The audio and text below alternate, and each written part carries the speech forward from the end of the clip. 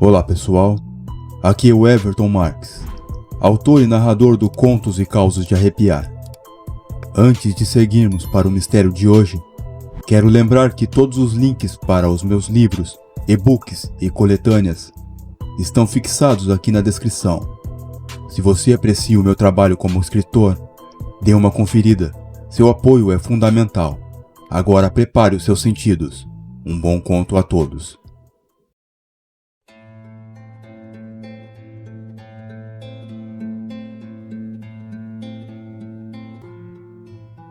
A Besta dos Pampas. Olha, tem noites aqui no nosso Rio Grande que a gente sente lá no fundo do peito que o ar não tá puro. Não é só o frio que aperta, não. É uma sensação de que lá fora, no escuro do potreiro, algo tá vigiando a gente. Eu moro sozinho nessa chácara faz tempo. A lida é dura. O serviço não para. Mas eu gosto da paz. Ou pelo menos gostava. Até a noite de terça-feira passada. O inverno chegou com gosto. O minuano cortando a cara da gente. E eu tava ali sentado de frente pro meu fogão de ferro, esperando a água do mate esquentar. A erva tava amarga como devia ser. O fogo estalava, espalhando aquele calor bom pro resto da casa. Mas o silêncio lá fora tava estranho. Vocês conhecem o barulho da noite no campo, não é? Grilo, coruja, o vento nas taquaras. Mas naquela noite, nada, nadinha mesmo. Parecia que o mundo tinha prendido a respiração. Foi aí que eu ouvi. Primeiro foi um choro. Não era de cachorro latindo, não. Era um ganido de desespero. Se tivesse visto o próprio diabo de frente. Meus cachorros, o negão e a princesa, que não arredam o pé de perto da porta, começaram a rosnar baixo, com o pelo do pescoço todo eriçado. O negão, que enfrenta boi brabo, estava encolhido no canto, com o rabo entre as pernas, olhando fixo para a janela que dava pro potreiro. Então eu levantei. A cuia ficou em cima da mesa. Senti um calafrio e não vinha vinha da alma. Peguei minha faca de cabo de osso, aquela que meu velho pai me deu, e um lampião. O vidro do lampião estava sujo, mas a chama era a única coisa que me separava daquela escuridão densa, que parecia quase sólida. Abri a porta da cozinha. O frio me acertou com uma bofetada. A geada já estava começando a pintar o chão de branco. Eu caminhei devagar. Cada passo meu estalava no capim duro de frio. A luz do lampião não chegava longe.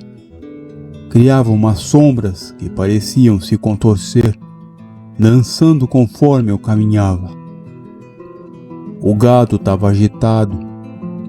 As vacas andando em círculos, ofegantes, como se tivessem corrido léguas.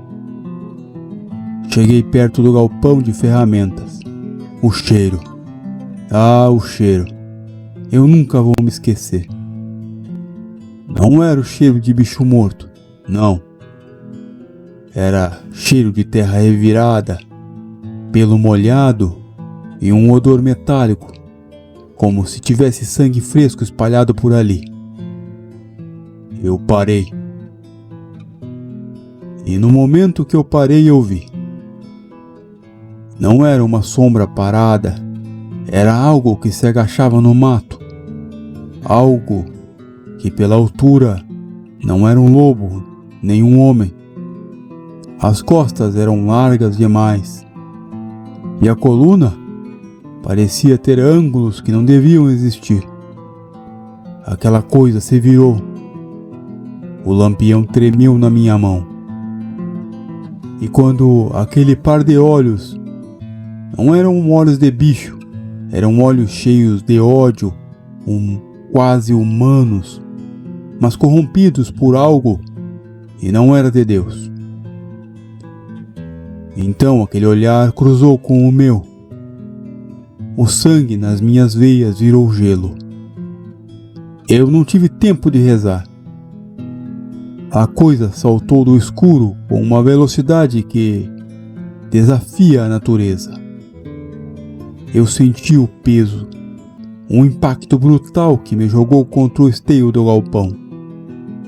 O lampião caiu e se quebrou, e o fogo começou a lamber a madeira seca, iluminando a cena com uma luz trêmula e infernal. Senti as garras, frias e afiadas como navalhas, rasgaram minhas costas. A dor foi um clarão branco na minha cabeça. Caí de joelhos, o sangue quente começando a encharcar a camisa grossa de flanela. Eu vi o focinho, os dentes cheios de baba, o cheiro de carniça me sufocando. Eu ia morrer ali. Mas então, um vulto negro se lançou sobre a vista. O negão, o meu cão, num ato de coragem que só os animais conhecem, cravou os dentes no pescoço da criatura. A princesa veio logo atrás. Eles lutavam como demônios, rosnando, rolando no chão gelado, enquanto eu, me arrastando, lutava contra a escuridão que queria tomar conta da minha vista. Consegui alcançar a porta da cozinha. A espingarda estava ali, atrás do fogão, como sempre. Minhas mãos tremiam tanto que quase não consegui municiar. Eu ouvi os gritos dos meus cães, o barulho de ossos estalando. Abri a porta, apontei para o meio da confusão e atirei. O estrondo da pólvora pareceu explodir o mundo. Outro tiro. O bicho soltou um ganido e não era de animal.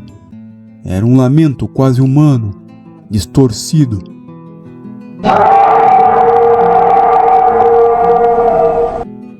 E fugiu mato adentro, tropeçando ferido, deixando um rastro escuro sobre a geada. Eu corri até eles. O silêncio que se seguiu foi pior que o barulho da luta. A princesa estava lá, arfando, machucada, mas o negão não ia mais levantar. Perdi meu parceiro. Ele morreu me defendendo. A tristeza me deu um soco no estômago, um buraco que eu achei e nunca mais ia se fechar. Eu não lembro como entrei em casa. Apaguei ali mesmo, no chão da cozinha, com o peso da perda me esmagando. Criei aquele cachorro desde filhote. Era quase como família. Mas quando o primeiro raio de sol bateu no meu rosto, eu acordei diferente. Não sei como explicar. Não era o cansaço que eu esperava. Eu me sentia eletrificado, como se meu sangue estivesse fervendo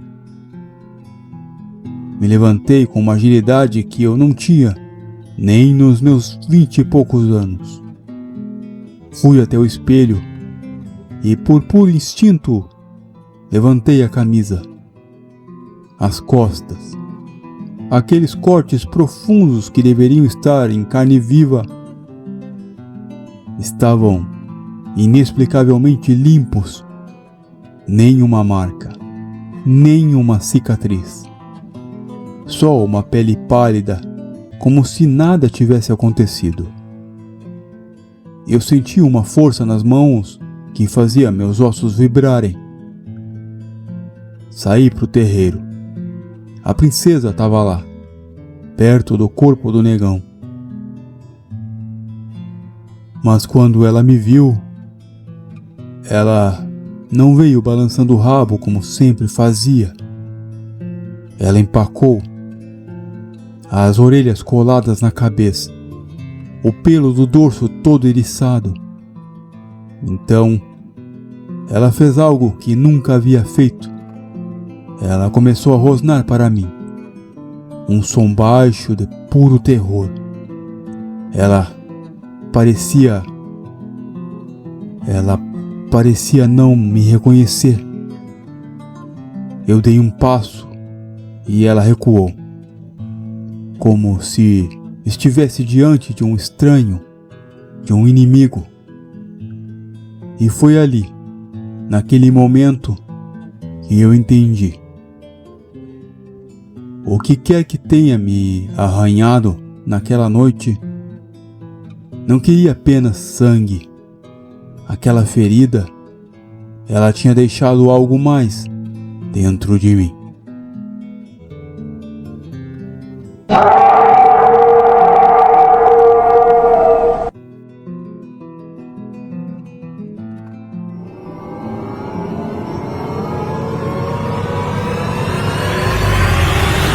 Contos e causos de arrepiar.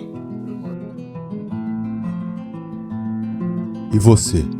O que achou desse desfecho? Deixe sua opinião nos comentários. Eu leio tudo. Se essa história te causou arrepios, o seu like é o que mantém o canal vivo e me ajuda a trazer cada vez mais relatos. Muito obrigado por me ouvir. Uma boa noite e até o próximo conto.